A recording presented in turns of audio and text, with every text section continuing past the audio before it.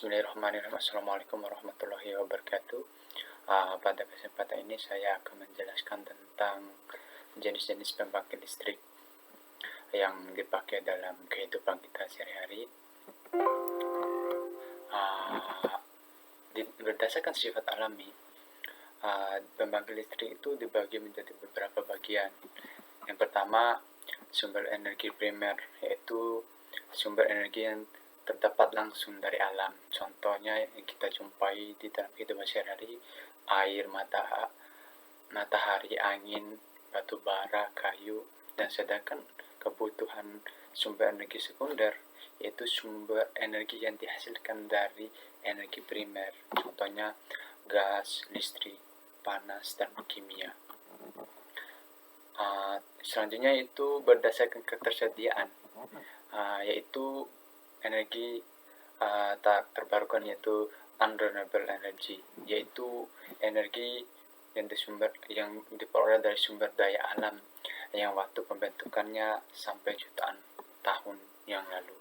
Dikatakan tidak terbarukan yaitu karena apabila sejumlah sumber daya yang dieksploitasi, maka untuk menggantikan sumber jenis dengan jumlah yang sama perlu jutaan tahun yang akan datang.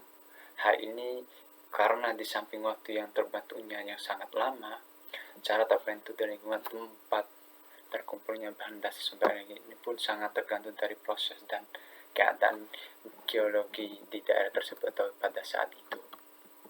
Contoh dari unrenewable energy yaitu energi dari fosil, berasal dari timbunan MH yang telah mati jutaan tahun, misalnya minyak bumi dan minyak mentah. Energi dari mineral alam butuh proses yang lama, misalnya uranium. Yang ketiga yaitu gas, terbentuk dari bentuk cairan di bawah kerak bumi, misalnya metana dan etana. Yang kedua yaitu energi terbarukan atau renewable energy, yaitu energi yang diperoleh dari sumber daya alam yang waktu pembentukannya berkelanjutan atau kontinu. Contoh angin, matahari, air laut, panas bumi, tumbuhan, biofuel yaitu bahan bakar hayati yang didalamkan dengan kandungan gula dan nabati tinggi seperti tebu, sorghum, dan jarak. Yaitu biomasa, yaitu merupakan energi terbarukan yang mengacu pada bahan biologis yang berasal dari organisme yang masih hidup atau belum lama mati. Sumber utama dari energi biomasa sendiri yaitu kayu. Saat ini di Indonesia jumlah sudah terdapat pembangkit listrik biomasa salah satunya itu PLT MB Pulau Bala di Gorontalo yang memanfaatkan tongkol jagung.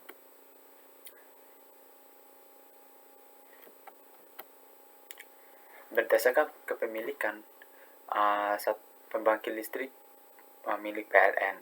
Yang kedua, pembangkit listrik milik swasta, yaitu Independent Power atau Product, yaitu perusahaan produksi listrik swasta yang dibentuk oleh konsorsium untuk melakukan perjanjian power arrangement dengan PLN. PPA adalah perjanjian jual beli tenaga listrik antara IPP dan PLN. Misalnya pembangkit listrik tenaga air dengan daya dibangkitkan 1000 MW dengan kapasitas faktor 67%, maka besar energi tahunan yaitu 67% dikali 365,2 dikali 10 sama dengan 58.692 MW per hour. Jika dijual per kWh maka 1050, maka memperoleh 65 miliar per tahun. Ini adalah potensi energi nasional. Tentunya minyak 86,9 miliar barel, yaitu ketersediaan sumber daya alamnya. Cadangannya 9,1 miliar barel dan produksi 387 juta barel per tahun dengan rasio cadangan sampai 23. Begitupun gas batu bara 58 miliar ton, cadangannya 19,3 miliar ton, dan produksi 132 juta ton.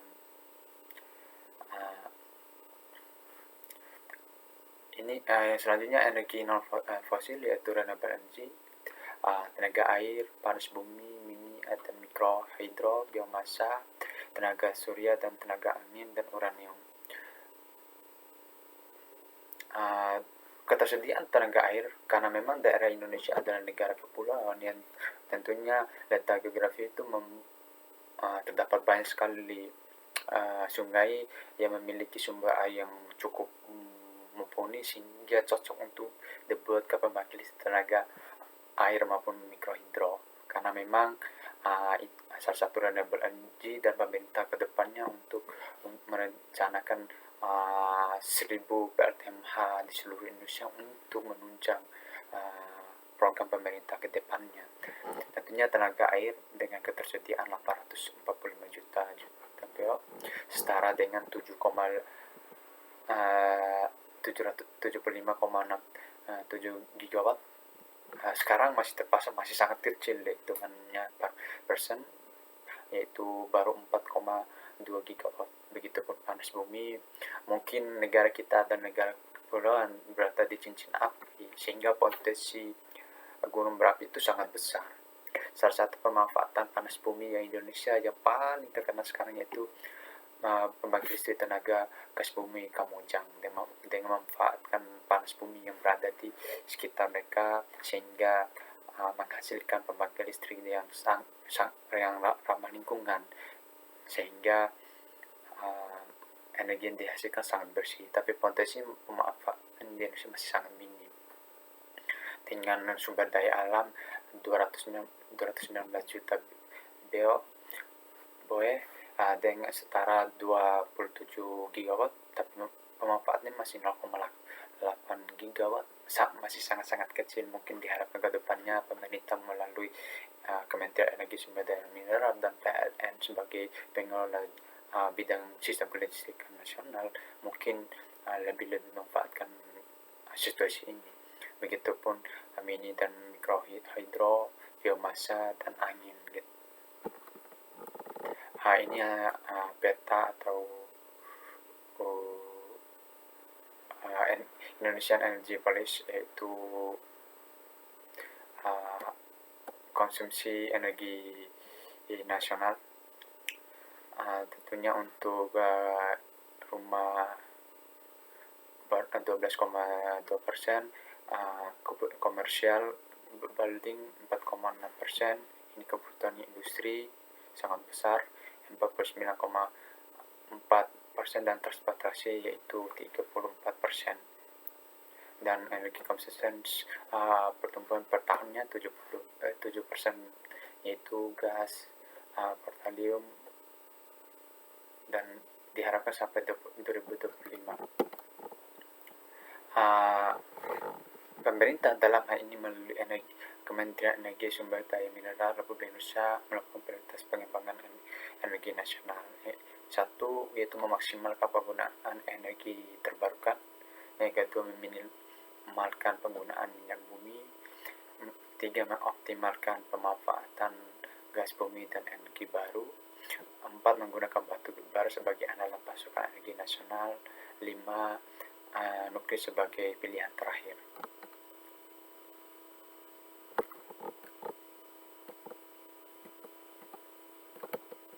Mungkin demikian yang dapat saya sampaikan terkait jenis pembangkit listrik yang ada di Indonesia. Lebih dan kurangnya saya mohon maaf. Insya Allah saya akan buat video selanjutnya terkait di sistem ketenaga listrikan. Wabillahi taufiq wal hidayah. Assalamualaikum warahmatullahi wabarakatuh.